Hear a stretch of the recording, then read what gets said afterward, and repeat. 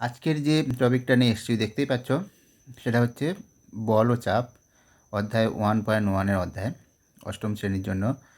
আর আজকে যে প্রশ্ন উত্তর পর্ব আমরা শুরু করব সেটা হচ্ছে প্রতিটা প্রশ্নের মান হচ্ছে 1।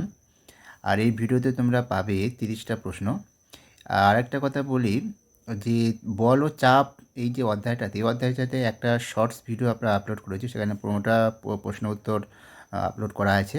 সেটা তোমরা দেখে নিও, যারা দেখোনি দেখে নিও, ঠিক আছে। আর সেটার লিঙ্ক আমরা এই ভিডিওর শেষে পেয়ে যাবে, বা আই বাটনে, ডান দিকের যে আই বাটনে ভিডিওর, সেখানেও পেয়ে যাবে। ঠিক আছে, আর সেটা দেখে নিও। আর বলার কথা হচ্ছে এইটাই যে এখানে যে প্রশ্নগুলো আমরা আলোচনা করব, এগুলো মানে বইয়ের একদম খুঁটিয়ে খুঁটিয়ে বই থেকে প্রশ্ন করা, ঠিক আছে। এগুলো করা হয়েছে তোমাদের সুবিধার জন্য, এগুলো পরীক্ষার জন্য ইম্পর্টেন্ট। আর যদি অনেকে কি করে, বইটা ভালো করে পড়ে না খুঁটিয়ে, ঠিক আছে, তাদেরকে বলবো খুঁটিয়ে বইটা পড়ো। এবারে যারা ওগুলো বেশি বই পড়তে চাও না, তাদের ক্ষেত্রে বলি এখানে যদি এই ভিডিওটা ফলো করো ভালোভাবে, ঠিক আছে, তাহলে কিন্তু তোমরা ভালো রেজাল্ট করতে পারবে। প্রত্যেকটা ভিডিও যেভাবে আমি আপলোড করছি এগুলো যদি ফলো করে ভালো রেজাল্ট করতে পারবে। আর আমি একজন শিক্ষক হিসাবে বলবো বইটাও ভালো করে পড়ো। বইটাও গুরুত্ব সহকারে পড়ো, যারা পড়তে ভালোবাসো তারা বইটাও গুরুত্ব পড়ো। এবং এছাড়া সেখান থেকে কেমন ধরনের প্রশ্ন আসবে না হয়, সেই ধরনের প্রশ্নগুলো তো আমি এখানে আলোচনা করছি। এই ভিডিওটাও দেখো, দেখলে আরও তোমরা সমৃদ্ধ হবে, ঠিক আছে। তাহলে আজকের ভিডিওটা শুরু করি। আজকে যে প্রশ্নগুলো নিয়েছি দেখো, সেখানে হচ্ছে যে প্রথম যে প্রশ্নটা আছে, যে একটা বস্তু যখন, বলছে একটা বস্তু যখন অন্য আরেকটি বস্তুর উপর কোনো বল প্রয়োগ করে, তখন একই সঙ্গে দ্বিতীয় বস্তুটিও প্রথম বস্তুটির উপর উল্টো দিকে সমান মানের বল প্রয়োগ করে। এটি নিউটনের কোন সূত্র থেকে আমরা পাই? কোন সূত্র থেকে পাই এটা, ঠিক আছে। এটা কোন সূত্র থেকে পাই সেটা হচ্ছে, দেখো উত্তরটা কী হবে। উত্তরটা তোমরা এর আগে পড়েছো, ঠিক আছে, অনেকেই জানো, হয়তো যারা জানে না সেটা হচ্ছে নিউটনের তৃতীয় গতিসূত্র। কী বলেছে, একটা বস্তুর উপর বল প্রয়োগ হচ্ছে এবং সেই সঙ্গে একই সঙ্গে দ্বিতীয় বস্তুটিও ওই তার উপরে বল প্রয়োগ করছে, যে ওর উপর করছিল সে তার উপর করছে। তাহলে কি এটা নিউটনের দ্বিতীয় গতিসূত্র, মানে ক্রিয়া আর প্রতিক্রিয়া, একটার উপর বল প্রয়োগ করলে সঙ্গে সঙ্গে সেও বল প্রয়োগ করে, এটা তৃতীয় সূত্র, ঠিক আছে। তার পরের প্রশ্নটা দেখো। পরের প্রশ্ন হচ্ছে, আমাদের শরীরের পেশিগুলোর মধ্যে তারপরে হাড়ের মধ্যে বিভিন্ন জায়গায় ড্যাশ কাজ করে বলে আমরা দাঁড়িয়ে থাকতে পারি। আমাদের সারা শরীরের পেশিগুলোর মধ্যে, তারপরে হাড়ের মধ্যে বিভিন্ন জায়গায় ড্যাশ কাজ করে, কী কাজ করে বলে আমরা দাঁড়িয়ে থাকতে পারি? এটা কী হবে? বল হবে, ঠিক আছে, এটা হবে বল। তারপরে এবার পরের প্রশ্নটা দেখো, সেটা হচ্ছে বল পরিমাপের সমীকরণটি লেখো। বল পরিমাপের সমীকরণটা কী, ঠিক আছে, দেখে নাও। বল পরিমাপের সমীকরণটা হলো, যে বল পরিমাপের সমীকরণ মানে বল কোন সমীকরণের সাহায্যে পরিমাপ করা যায়, বল কীভাবে পরিমাপ করা যায়, ঠিক আছে, বলের মান, সেটা হলো F সমান ma, যেখানে Fটা হচ্ছে বল আর mটা ভর, বস্তুর ভর, আর এটা হচ্ছে ত্বরণ, ঠিক আছে। তারপরে যে প্রশ্নটা আছে, বলেছে 1 কেজি ভরের বস্তুর উপর যে পরিমাণ বল প্রয়োগ করলে বস্তুটিতে 1 মিটার পার সেকেন্ড স্কোয়ার ত্বরণ সৃষ্টি হয়, সেই পরিমাণ বলকে কি বলে? দেখে নাও, সেই পরিমাণ বলকে বলে 1 নিউটন, ঠিক আছে। তাহলে 1 কেজি ভরের বস্তুর উপর যে পরিমাণ বল, সেটা হলো 1 নিউটন। তারপরে হচ্ছে দেখো, বলেছে তোমার হাতে 1 কেজি ভরের বাটখারা রেখে দিলে সেটি তোমার হাতে কত বল প্রয়োগ করবে? যদি 1 কেজি ভরের বাটখারা হাতে রেখে দেওয়া হয়, মানে হাতে তালুতে, সেটা তোমার হাতে কত বল প্রয়োগ করবে? সেটা হচ্ছে দেখো, প্রায় 9.8 নিউটন, ঠিক আছে, 9.8 নিউটন বল প্রয়োগ করবে। পরের যে প্রশ্নটা আছে, বলেছে ত্বরণ ছাড়া বলের পরিমাপ কিভাবে করবে? ত্বরণ ছাড়া বলের পরিমাপ মানে যে বলটাতে কি ত্বরণ, মানে বল প্রয়োগ করলে যেখানে ত্বরণ সৃষ্টি হয় না, সেই রকম বলের পরিমাপ কীভাবে করবে? সেটা করা যায় স্প্রিং তোলার সাহায্যে আমরা ত্বরণ ছাড়া বলের পরিমাপ করতে পারবো, যে বল প্রয়োগ করলে ত্বরণ সৃষ্টি হয় না, ঠিক আছে, সেই বলটার পরিমাপ করতে পারি স্প্রিং তোলার সাহায্যে। এবার দেখো, নিউটনের গতিসূত্র বলে যে বল প্রয়োগ করলে ত্বরণ সৃষ্টি হবেই, বল প্রয়োগ হলে সেটা ত্বরণ সৃষ্টি হবেই, এটাই নিউটনের গতিসূত্রগুলো বলে। এটা কি সত্য বলে না মিথ্যা? হ্যাঁ, এটাই সত্যি। নিউটনের গতিসূত্র এটাই বলে যে বল প্রয়োগ হলে ত্বরণ সৃষ্টি হবেই, এটাই নিউটনের গতিসূত্র বলে। তারপরে যেটা আছে দেখো, বলেছে একটি ঘটনার উদাহরণ দাও যেখানে বল প্রয়োগ হলেও ত্বরণ হয় না। নিউটনের গতিসূত্র কী বলেছিল? যে বল প্রয়োগ হলেও ত্বরণ হবে, কিন্তু নিউটনের গতিসূত্র ছাড়াও তো অনেক ঘটনা ঘটে। সেখানে বলা হচ্ছে কি যে সেখানে সেই সব ঘটনার ক্ষেত্রে কী হয়, বল প্রয়োগ করলেও দেখা যায় ত্বরণ হয় না। তেমন একটা ঘটনা কি, যেমন ধরো সুতো বা দড়িতে ইঁট ঝুলিয়ে রাখলে কী হয়, ইঁট ঝুলিয়ে রাখলে ইঁটের উপর অভিকর্ষ বল প্রয়োগ হয়, মানে অন্য কেউ বল প্রয়োগ নয়, একমাত্র অভিকর্ষ বল যখন প্রয়োগ হয় সেই ক্ষেত্রে প্রয়োগ হয়। কিন্তু ইঁটটি কী হয়, কোনো ত্বরণ হয় না, শুধুমাত্র অভিকর্ষ বল প্রয়োগ হয়েছে, কিন্তু তবুও ইঁটের কোনো ত্বরণ হয় না। মানে ইঁটটা কি এক জায়গা থেকে অন্য জায়গায় সরে যাচ্ছে? সরছে না, না সরলে তো ত্বরণ হবে না, এই ইঁটটির ত্বরণ হয় না। তাই এই একটা ঘটনা, ঠিক আছে। আচ্ছা, তারপরে যে প্রশ্নটা আছে দেখো, সেটা কি, সেটা বলছে যে স্প্রিং এ দ্বিগুণ ভরের বস্তু ঝোলালে স্প্রিংয়ের প্রসারণ ড্যাশ হয়। স্প্রিংয়ে যদি দ্বিগুণ ভরের বস্তু ঝোলানো হয় তাহলে স্প্রিংয়ের প্রসারণটা কেমন হয়? স্প্রিংয়ের প্রসারণটা দ্বিগুণ হবে। দ্বিগুণ ভরের বস্তু হলে স্প্রিংয়ের প্রসারণ দ্বিগুণ হবে, ঠিক আছে। তারপরে যে প্রশ্নটা আছে দেখো, সেটা বলছে, বলছে যে স্প্রিং তুলা যন্ত্রে 1 কেজি ভরের বস্তু ঝোলালে স্প্রিংয়ের উপর কত বল প্রয়োগ হয়? সেখানে যদি 1 কেজি ভরের কোনো বস্তুকে ঝোলানো হয় তাহলে কত বল প্রয়োগ হবে? সেটা দেখো, প্রয়োগ হবে 9.8 নিউটন। স্প্রিং তুলা যন্ত্রে 1 কেজি ভরের বস্তু ঝোলালে 9.8 নিউটন বল প্রয়োগ হয়। এবারে বলছি বল মাপার যন্ত্রের নাম কি? যন্ত্রের নাম হচ্ছে স্প্রিং তুলা বা স্প্রিং তুলা যন্ত্র, ঠিক আছে। তারপরে দেখো, বলেছে যে 1 নিউটন কোন পদ্ধতিতে কোন রাশির একক? 1 নিউটন যেটা কোন পদ্ধতিতে কোন রাশির একক? সেটা হচ্ছে দেখো এসআই পদ্ধতিতে বলের একক। এসআই পদ্ধতিতে বলের একক হলো 1 নিউটন, বা শুধু আমরা নিউটন বলি, ঠিক আছে। তারপরে যে প্রশ্নটা আছে দেখো, সেটা বলছে বলের পরিমাপ জানতে ওই বলের প্রভাবে কী ঘটল তার হিসাব করতে হয়। বলের পরিমাণ জানতে হলে ওই বলের প্রভাবে কী ঘটল তার হিসাব করতে হয়। এটা কি সত্য না মিথ্যা? এটা হচ্ছে সত্য। বলের পরিমাণ করতে হলে পরিমাণ করতে হলে সেই বলটা যখন প্রয়োগ করার ফলে বলের ত্বরণ হচ্ছে কি না আমাকে জানতে হয়, তাই তো? তাই এটা করতে হয়, এটা সত্য, ঠিক আছে। তারপরে প্রশ্নটা দেখো, তারপরে প্রশ্ন বলা হচ্ছে যে বল ও ত্বরণের মধ্যে সম্পর্কে স্থির রাশিটির নাম কি? বল ও ত্বরণের মধ্যে সম্পর্কে স্থির রাশিটির নাম, বল ও ত্বরণের মধ্যে যে সম্পর্ক আছে সেখানে স্থির রাশিটির নাম কি? বল ও ত্বরণের মধ্যে সম্পর্কটা কি? বল সমান ভর ইন্টু ত্বরণ, তার স্থির রাশিটা কোনটা? ভরটাই হলো স্থির রাশি, ঠিক আছে। এবার দেখো পরের প্রশ্নটা কী আছে, বলেছে 1 কেজি ভরের বস্তুর উপর 9.8 নিউটন বল প্রয়োগ করলে বস্তুটিতে কত ত্বরণ সৃষ্টি হবে? যদি 1 কেজি ভরের বস্তুর উপর 9.8 নিউটন বল প্রয়োগ হয় তাহলে বস্তুটির কত ত্বরণ সৃষ্টি হবে? ত্বরণ সৃষ্টি হবে কত? সেটা হচ্ছে 9.8 metre per second square. 9.8 metre per second square. কেন দেখো, আমরা জানি কি বল সমান ভর ইন্টু ত্বরণ। এবারে বল এখানে দেওয়া আছে 9.8 আর ভরটা দেওয়া আছে 1 কেজি, তাহলে সেখানে বসালে বলের জায়গায় 9.8 সমান 1 ইন্টু ত্বরণটা হবে, তার ত্বরণ সমান হয়ে যাবে 9.8 নিউটন, মানে 8 মিটার পার সেকেন্ড স্কোয়ার। বোঝা গেল? ওই সূত্র থেকে এটা পেয়ে যাচ্ছি আর কি।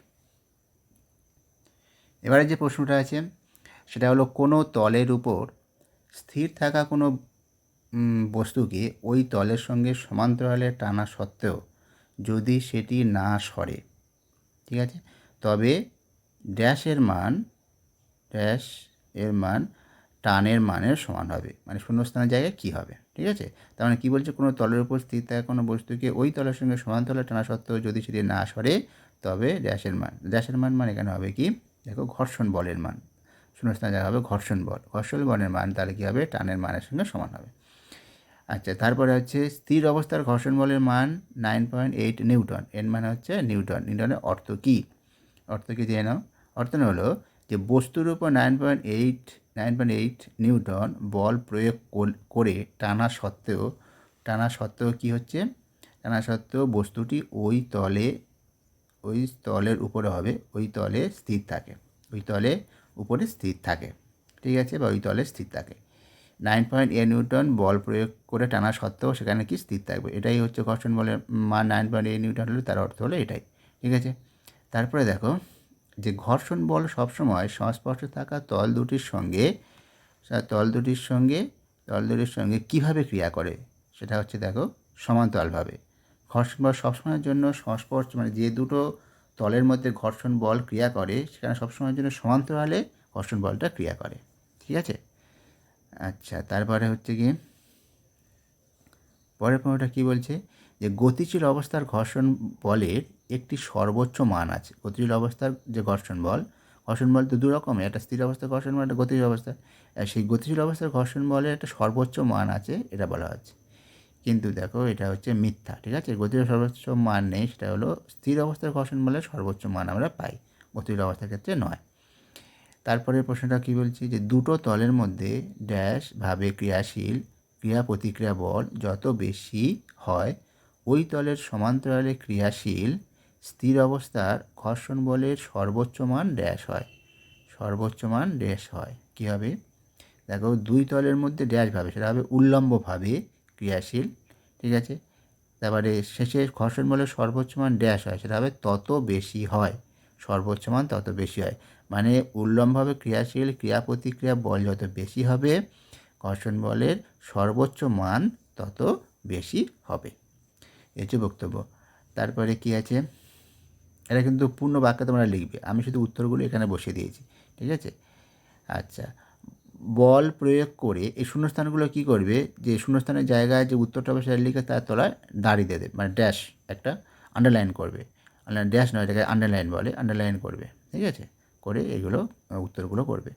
এবার দেখো তারপরে প্রশ্ন, বল প্রয়োগ করে টানার কারণে বস্তু চলতে থাকলে তখন যে ঘর্ষণ বল ক্রিয়া করে তাকে কি বলে। বল প্রয়োগ করে টানার কারণে বস্তু চলতে থাকলে তখন যে ঘর্ষণ বল ক্রিয়া করে তাকে কী বলে, তাকে বলে গতিশীল অবস্থার ঘর্ষণ বল। আমরা বল প্রয়োগে যখন টানার পরে বস্তু চলছে, ঠিক আছে, বস্তু চলছে, তখন যে ঘর্ষণ বল ক্রিয়া করবে সেটা হলো গতিশীল অবস্থার ঘর্ষণ বল। এবার যে প্রশ্নটা আছে দেখো 22 নম্বরের প্রশ্ন কী বলছে, যে বস্তুর উপর টানের মান 0 হলে স্থির অবস্থার ঘর্ষণ বলের মান কত হবে। বস্তু যখন টানের মান 0 হবে তখন ঘর্ষণ বলের মান কত হবে, ঘর্ষণ বলের মান হবে 0, ঘর্ষণ বলের মানও 0 হবে, ঠিক আছে। তারপরের প্রশ্ন দেখো বলেছে যে একটি বস্তুর উপর টানের মান ক্রমাগত বাড়তে থাকলে ঘর্ষণ বলের মান একটি নির্দিষ্ট সীমা পর্যন্ত বাড়বে। একটা বস্তুর উপর টানের মান ক্রমাগত যদি বাড়ায় তাহলে ঘর্ষণ বলের মান একটি নির্দিষ্ট সীমা পর্যন্ত বাড়বে। এটা সত্য না মিথ্যা, এটা হচ্ছে সত্য, মানে একটা নির্দিষ্ট সীমা পর্যন্তই বাড়ে, এর বেশি যদি বাড়াই তাহলে কিন্তু আর বাড়বে না, সীমা পরে সেটা চলতে শুরু করবে, ঠিক আছে, ঘর্ষণ বল আর বাড়বে না, ঠিক আছে, এটা হচ্ছে উত্তর। এবার ধরো পরেরটা, এবার যে প্রশ্নটা আছে, যে স্পর্শতলের ক্ষেত্রফল বেশি হলে স্থির অবস্থার ঘর্ষণ বলের সর্বোচ্চ মান বেশি হবে না একই থাকবে। স্পর্শতলের ক্ষেত্রফল মানে যে তলে ঘর্ষণটা সৃষ্টি হচ্ছে, যে দুটো তলের মধ্যে যে স্পর্শতলে ঘর্ষণটা সৃষ্টি হচ্ছে সেই তলের যদি ক্ষেত্রফলটা বেশি হয় তাহলে স্থির অবস্থার ঘর্ষণ বলের যে সর্বোচ্চ মান সেটা বেশি হবে না একই থাকবে। কেননা সেটা কী হবে বলো তো, সেটা হচ্ছে একই থাকবে, কারণ হচ্ছে স্পর্শতলের ক্ষেত্রফলের উপর নির্ভর করে না, ঠিক আছে। কোনো একটা বস্তুকে যদি আমি কোনো তলের উপরে ঘষাই তাহলে সেটা স্পর্শতলের ক্ষেত্রফলের উপর সেটা নির্ভর করবে না, সে ক্ষেত্রফলটা বেশি হোক বা কম হোক, সেটা সর্বোচ্চ মানটা সবসময় একই থাকবে। তারপরে দেখো সেটা কী বলেছে, যে স্থির অবস্থায় ঘর্ষণ বলের সর্বোচ্চ মান কোন কোন বিষয়ের উপর নির্ভর করে, তাহলে কোন কোন বিষয়ের উপর নির্ভর করে, সেটা নির্ভর করে দেখো যে একটা নির্দিষ্ট বস্তু মানে ঘর্ষণ বল কোন বিষয়ে একটা নির্দিষ্ট বস্তুর উপর নির্ভর করে এবং সেই বস্তুটি কোন তলে আছে সেটা একটা নির্দিষ্ট তলের উপর, ঠিক আছে, নির্দিষ্ট বস্তু আর নির্দিষ্ট তল। যদি কোনো একটা বস্তু যদি নির্দিষ্ট থাকে আর তল যদি নির্দিষ্ট থাকে ঘর্ষণ বলের সর্বোচ্চ মান ওর নির্দিষ্টই থাকবে, তাহলে এটা নির্ভর করে কার উপর, নির্দিষ্ট বস্তু আর একটা নির্দিষ্ট তলের উপর। এবার দুই তলের মধ্যে উল্লম্বভাবে ক্রিয়াশীল ক্রিয়া প্রতিক্রিয়া বলের উপর ওই তলের সমান্তরালে ক্রিয়াশীল স্থির অবস্থার ঘর্ষণ বলের সর্বোচ্চ মান নির্ভর করে কী বলা হচ্ছে, দুই তলের মধ্যে উল্লম্ব ক্রিয়াশীল ক্রিয়া প্রতিক্রিয়া বলের উপর ওই তলের সমান্তরালে ক্রিয়াশীল স্থির অবস্থার ঘর্ষণ বলের সর্বোচ্চ মান নির্ভর করে। ক্রিয়া প্রতিক্রিয়া বলের উপর ঘর্ষণ বলের সর্বোচ্চ মান নির্ভর করে। ঠিক আছে, মানে দুটো তলের উপর লম্বভাবে ক্রিয়াশীল যে এই একটা তল আর তার উপরে একটা তল, মানে এর উপরে এই দুটো তলের উপরে লম্বভাবে ক্রিয়াশীল, মানে এই ধরো এই একটা তল, এই বইটা একটা তল, তার উপরে আর একটা আমি ধরো হাত দিয়েছি, আর হাতের যা ভর, হাত ওই তলের উপরে একটা লম্বভাবে বল প্রয়োগ করছে, আর ওর উপর লম্বভাবে বল প্রয়োগ করছে। ঠিক আছে, তার বল প্রয়োগ করলে সেটাই বলেছে লম্বভাবে ক্রিয়াশীল ক্রিয়া প্রতিক্রিয়া বল। এবারে তলটাও হাতের উপর বল প্রয়োগ করছে, সেটা সবসময় লম্বভাবেই হয়। তাহলে এই যে প্রয়োগ করছে ওইদিকে, উল্টো দিকে প্রয়োগ করছে, এই যে ক্রিয়া প্রতিক্রিয়া বলের মানের উপর বলছে সমান্তরালে ক্রিয়াশীল তোমার ঘর্ষণ বলের মানটা নির্ভর করে। এটাই নির্ভর করে, এটা সত্য। কারণ এই মানটা যখন বেশি হবে ঘর্ষণ বলের মানটা বাড়বে, এই মানটা কম হলে ঘর্ষণ বলের মানটা কমে। ঠিক আছে, এটা নির্ভরশীল, এটা সত্য হবে। ঠিক আছে, এবার চলো পরের প্রশ্নটা দেখো। বলেছে 10 কেজি ও 20 কেজি ভরের দুটো বস্তুকে একই ধরনের দুটো আলাদা টেবিলে, একই ধরনের মানে সব কিছু একই, সে প্রথম টেবিলটা যেমন মসৃণ টসৃণ মানে একইভাবে তৈরি, এবং পুরোপুরি সব একই, শুধুমাত্র আলাদা টেবিলে করে দুটো বস্তু বলে আলাদা দুটো টেবিল নেওয়া হয়েছে। একটা টেবিলে 10 কেজি ভরের বস্তু রাখা হয়েছে, আর টেবিলে 20 কেজি ভরের বস্তু রাখা হয়েছে। একে দুজনের মধ্যে সমান বল প্রয়োগ করা হচ্ছে, করে টানা হচ্ছে। টানলে কী হবে, দুটো ক্ষেত্রে স্থির অবস্থার ঘর্ষণ বলের সর্বোচ্চ মান কি একই থাকবে না আলাদা হবে, এটা হচ্ছে প্রশ্ন। দুটো ক্ষেত্রে কী হবে দেখো, একটু আগে বললাম যে ক্রিয়াশীল যে দুটো তলের মধ্যে ক্রিয়াশীল যে উল্লম্বভাবে ক্রিয়াশীল যে বলটা যদি বেশি কম হয়, তাহলে তার উপর নির্ভর করে হচ্ছে ঘর্ষণ বল সর্বোচ্চ মান। দেখো, যখন 10 কেজি বল হবে তখন সেখানে যতটা বল প্রয়োগ করবে, 20 কেজি হলে বেশি বল প্রয়োগ করবে, তার ঘর্ষণ বলটা ক্ষেত্রে বেশি হবে। সেই ক্ষেত্রে কী হবে, দুটোর ক্ষেত্রে আলাদা হয়ে যাবে ঘর্ষণ বলের সর্বোচ্চ মান, তার উত্তরটা হবে আলাদা হবে। ঠিক আছে, বোঝা গেল। তারপরে যে প্রশ্নটা আছে দেখো, তারপর প্রশ্নটা কী আছে, একক আয়তনের বস্তুর ভরকে ওই বস্তুর ড্যাশ বলে। একক আয়তনে যে কোনো বস্তুর ভর, সেটা কী বলে, সেটা হলো ঘনত্ব। ঠিক আছে, তারপরে দেখো, তার প্রশ্নটা কী বলছে, জলের ঘনত্ব কত। জলের ঘনত্ব হচ্ছে, দেখে নাও, সেটা হচ্ছে 1 গ্রাম পার ঘন সেমি। 1 গ্রাম পার ঘন সেমি। তা বলছে পারদের ঘনত্ব কত। পারদের ঘনত্ব হচ্ছে 13.6 গ্রাম পার ঘন সেমি। ঠিক আছে, তাহলে আজকের এই 30টা প্রশ্ন আমাদের হয়ে গেল। তোমাদের ভিডিওটা কেমন লাগলো অবশ্যই কমেন্ট করে জানিও, আর তোমরা ভিডিওটা ভালো লাগলে লাইক করো, আর বন্ধুদের সঙ্গে আবার বলি শেয়ার করো যাদের প্রয়োজন ভিডিওটা। আর তোমরা যারা এখনও এই চ্যানেলটা সাবস্ক্রাইব করোনি সেটা করে নিও, কেন ভালো ভালো ভিডিও তোমাদের জন্য এইরকম ভিডিও আরও নিয়ে আসবো। ঠিক আছে, আর তোমরা যদি এখনই 2 নম্বরের প্রশ্নের জন্য ভিডিও পেতে চাও তাহলে কমেন্ট করো। ঠিক আছে, তাহলে সেই ভিডিও নিয়ে আসবো। আমি 1 নম্বরের প্রশ্নগুলো তো দিচ্ছি, এবার যদি তোমরা চাও যে 2 নম্বরের ভিডিওটা এখনই চাই, তাহলে সেটাও কমেন্ট করো, তাহলে সেই ভিডিওগুলো নিয়ে আসবো। ঠিক আছে, তাহলে আজ এই পর্যন্ত, ভালো থেকো।